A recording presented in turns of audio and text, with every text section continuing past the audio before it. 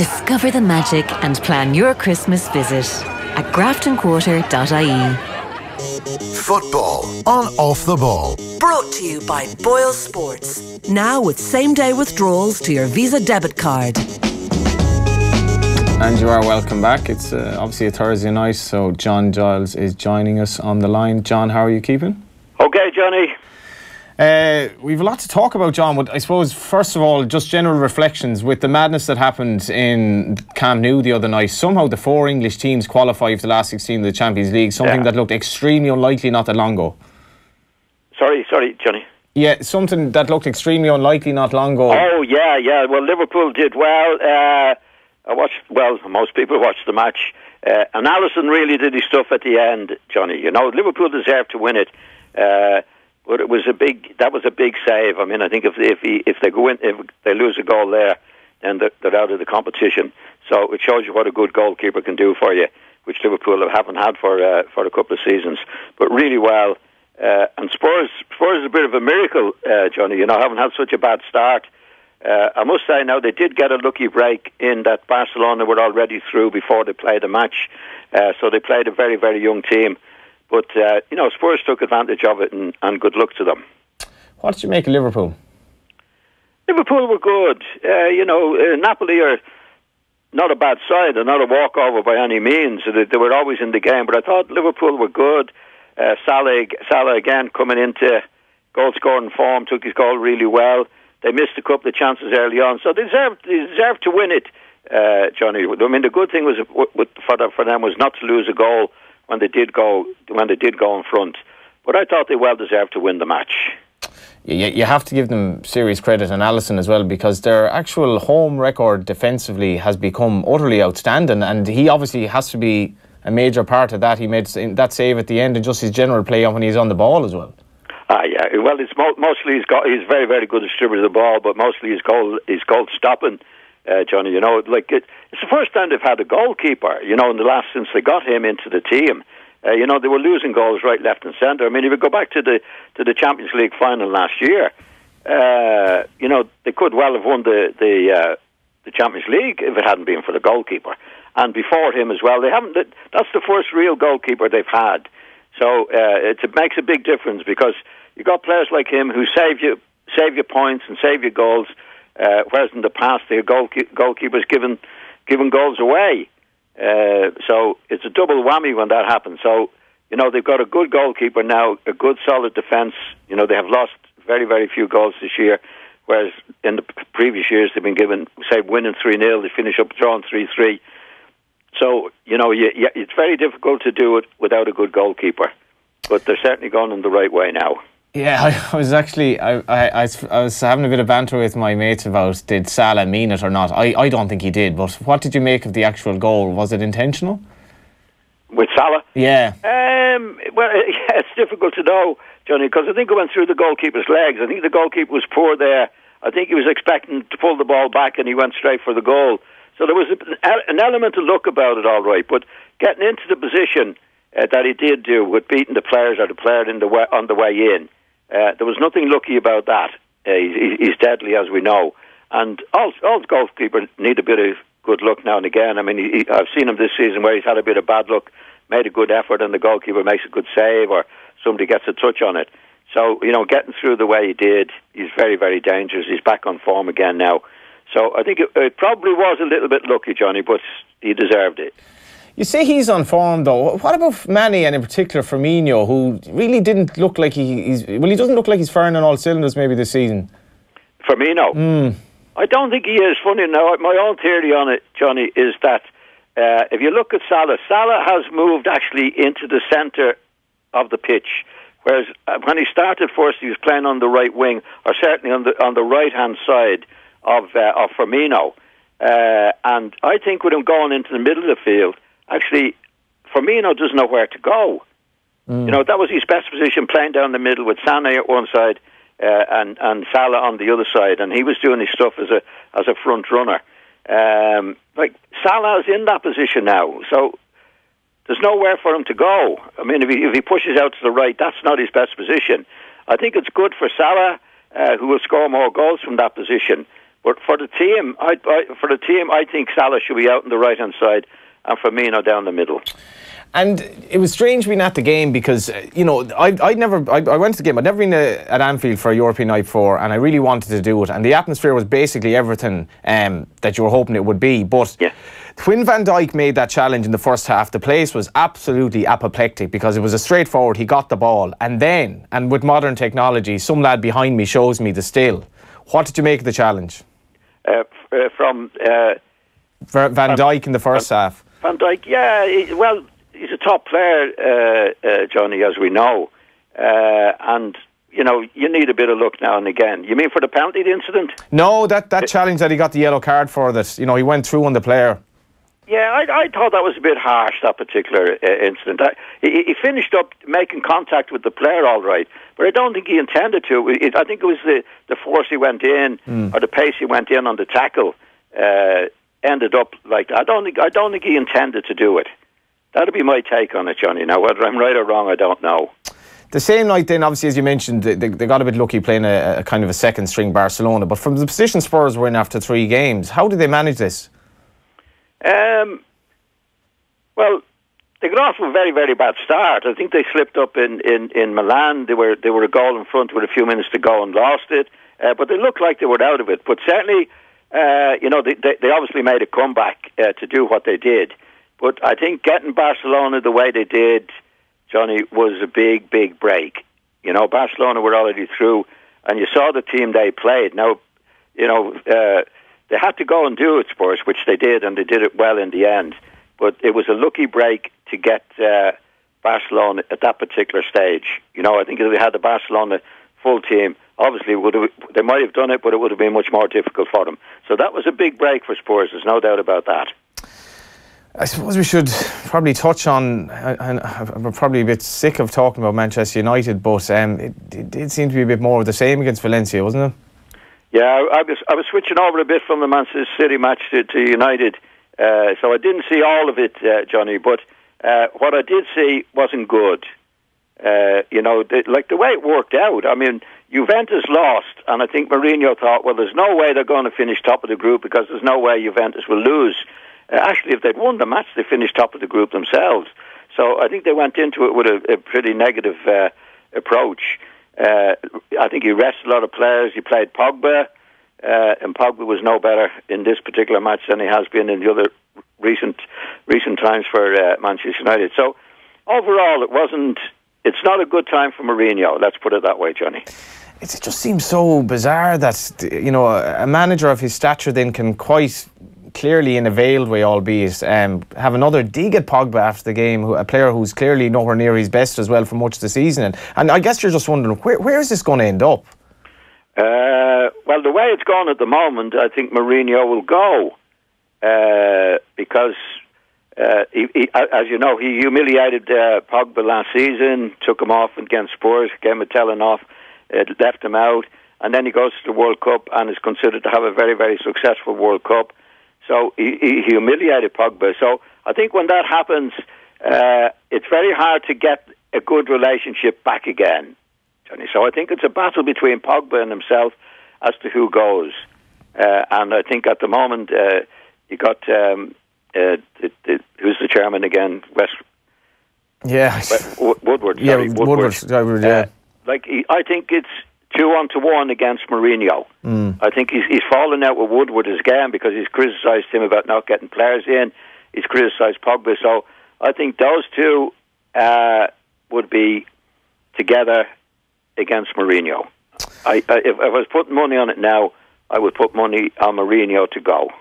After the break, we'll get to obviously Manchester United and Liverpool at the weekend, and we'll talk about another couple of things as well. But Man City, they kind of qualified in a bit of a canter. But was there any maybe vulnerability, you know, exhibited in that Chelsea game that would give hope to other teams this season?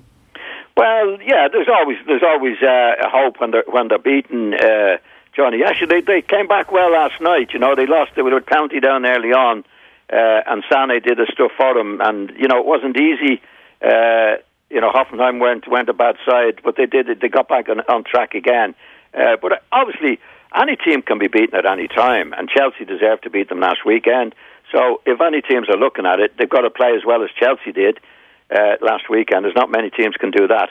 But it gives other teams hope, there's no doubt about that. What hope do Liverpool have? Oh, Liverpool to win it, you mean? Well, they're on top now. They've played quite a few matches. They're not giving goals away. They're scoring their goals. Before the season started, Liverpool were definitely going to be their strongest competitor, and that's proven to be the case. If Liverpool keep up their form, they could win it. Definitely. Yeah, and I guess with Liverpool as well, just the fact that if you looked at the stats maybe before last night's game, Salah really hadn't been firing in terms of goals against the bigger teams, and he does look like he's very much clicking into form now, maybe. Well, there's only a matter of time, Johnny. He's only 2 goals behind where he was last year.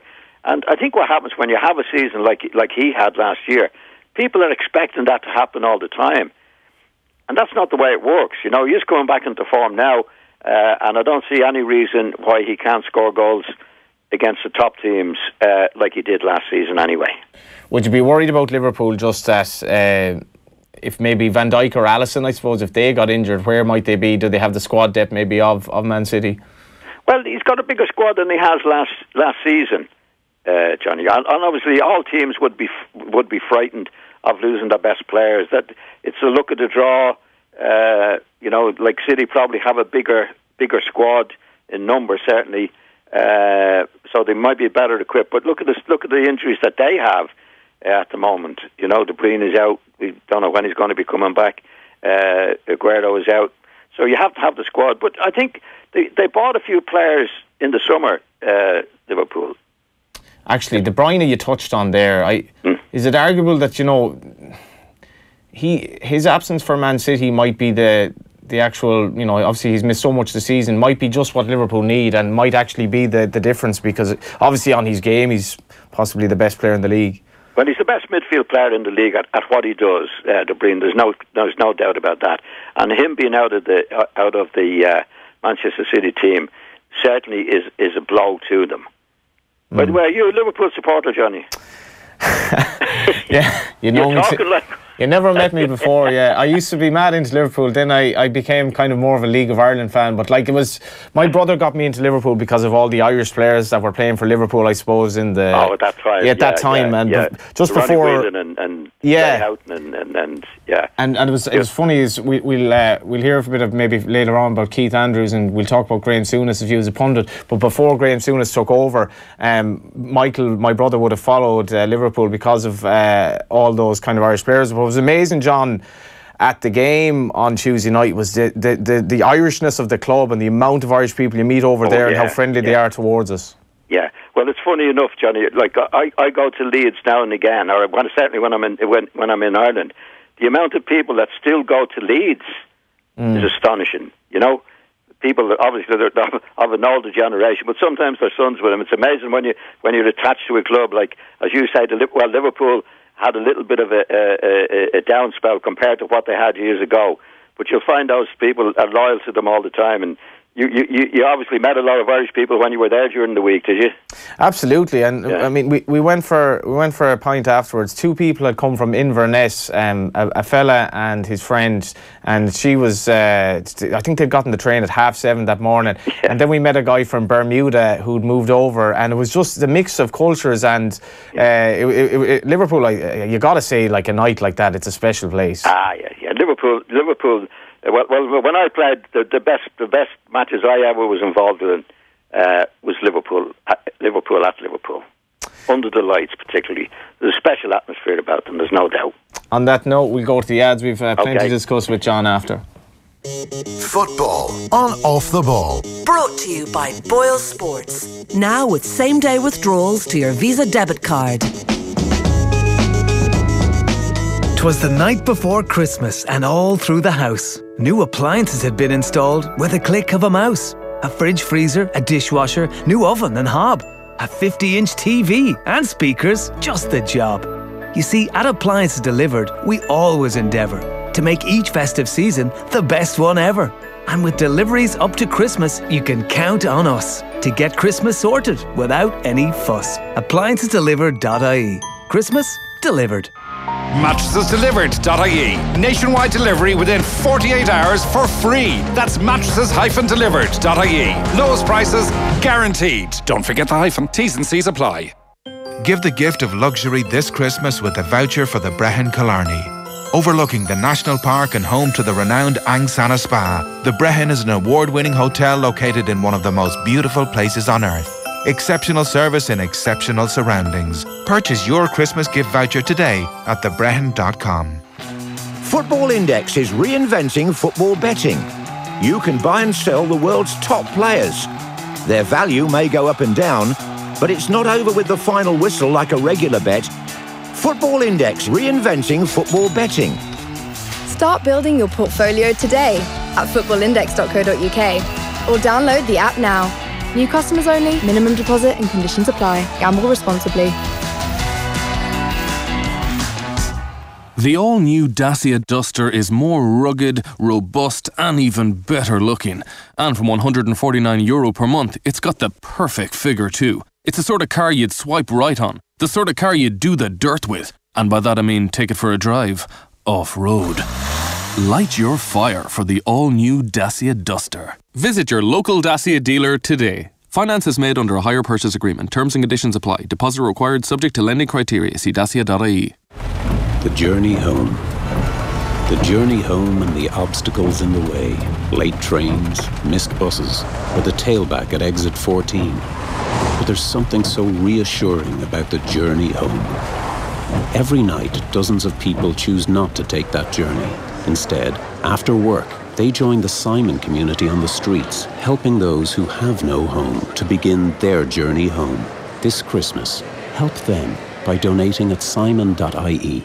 Ever wonder what Santa sees when he flies over Dublin? DublinFromTheAir.com. Want to view stunning aerial photos of Dublin's fair city? DublinFromTheAir.com. Looking for the perfect Christmas gift in 206 glorious hardback pages? Then pick up a copy of Dublin from the Air. Available now from DublinFromTheAir.com. Football on Off the Ball. Brought to you by BoyleSports. Now with same-day withdrawals to your Visa debit card.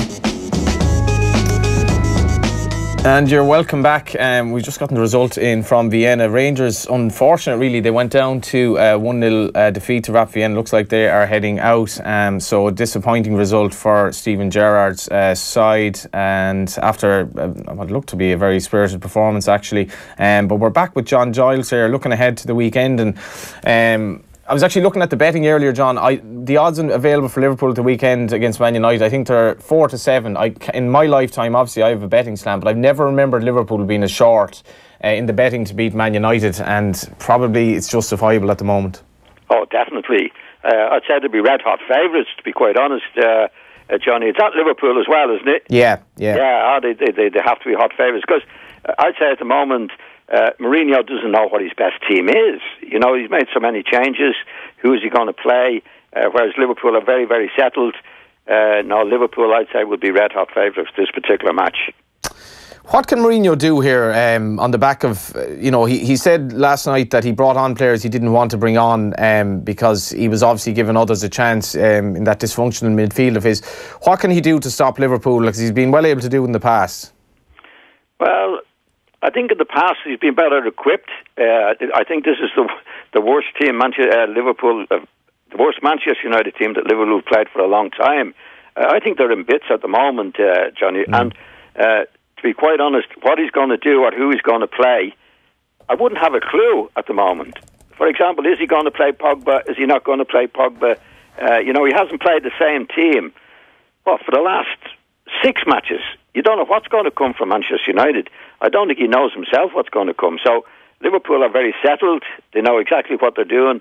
And I think Manchester United are on a wing and a prayer. And I wouldn't be confident about them at all.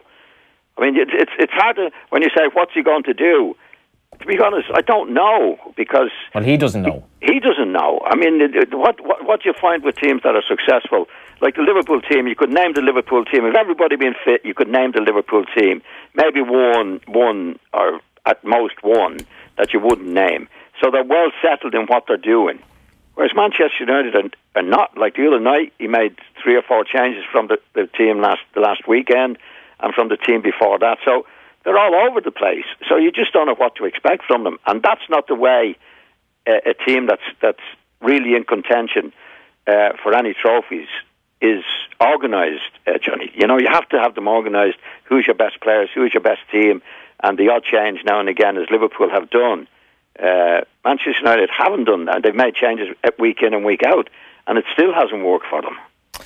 I suppose the one worry you'd have with Liverpool, the couple of injuries they got when Lovren came on the other night, and you know, he obviously didn't start, but like straight away he's on the pitch and he loses his man for that, you know, gilt-edged chance at that. He still looks a liability if he's playing.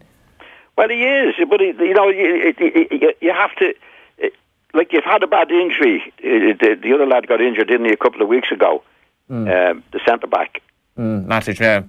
You know, a terrific player. So you have to live with that. You know, you're not going to have great players playing in the second team. Well, very few teams have. But at least they've got a settled team. The only thing that upsets Liverpool, if they do get an injury or two, or a suspension, but otherwise you know the best team. And they are unfortunate to lose a couple of players through injury. That happens. But I still think they're in a better position and a better state than Manchester United are. What would you do with the Liverpool attack Sunday? Would you keep it as it was Tuesday night, or would Sturridge be in contention for a chance maybe with Mane and Firmino not having their best night? No. No. I don't think so, no. I think the best attacking team for Liverpool is the players that's playing. Salah, Firmino, Mane. Firmino, and definitely they're the best, and I have no doubt that he'll play them on the weekend, Johnny. Just to bring you the full-time Chelsea in that dead rubber game, they drew 2-2 against VD. But John, we'll move on to something else, because of obviously you were playing football for so much of your life, and then you became, I suppose, our such a familiar face in the punditry world. But your erstwhile colleague Graham Souness was talking to Keith Andrews, and he was talking about the difference between punditry in Ireland and Britain, and that he did see that there was, you know, a little bit of a chasm there. What was your experience down the years of obviously working for RTE with Graham, and what was it like when, you know, you brought in these new guys to the panel who I suppose weren't accustomed to reporting for RTE or analysing for RTE? What was it like, and what was it like working with Graham? Well, what did Graham say about a chasm? Was that good or bad, Johnny? So effectively what he was saying was that you know, because he works for Sky, obviously Sky do great things, but that it's maybe not the culture over there to be quite as kind of open in your conversation as you, certain Eamon Dunphy, obviously Liam Brady and the rest of them were on RTE. Yeah, well, I think when he worked with us, Graham, when Graham worked with us, Johnny, he was a bit shocked. How so? We could say what we said. Yeah, how so? And he really enjoyed it. At that time he was with Sky on let's say he was with us on the Tuesday. We were doing Tuesday and Wednesday at that time. But he really enjoyed it. And he was saying a lot more than he was, I think, felt he was entitled to say or allowed to say on Sky. And to be quite honest, I think the time he had with us was very, very good for him as a pundit. I think he's by far and away the best pundit on English television. Wow. Yeah, by a long way. Yeah, and you could almost see. I think he looked back on that time and said, he did say to us at the time, he really learned a lot with us because we were able to say and did say what we wanted to say. What's Graham like? Because I was always personally afraid of him, actually, just looking at him. I was like... You mean on the pitch? that as well. I've seen a few clips. I had a few clashes with him on the pitch, I must say, Johnny. What was that like? It was okay. Yeah, he was mostly when he was at Middlesbrough. I never played against him at Liverpool, but I played against him at Middlesbrough a couple of times, and we had a couple of clashes, all right. But no, off the pitch, Graham is fine. I like Graham. He's done it on the pitch. I think he's a good knowledge of it. I think he says it as he sees it, and he's by far the best. Now, I always got on well with Graham.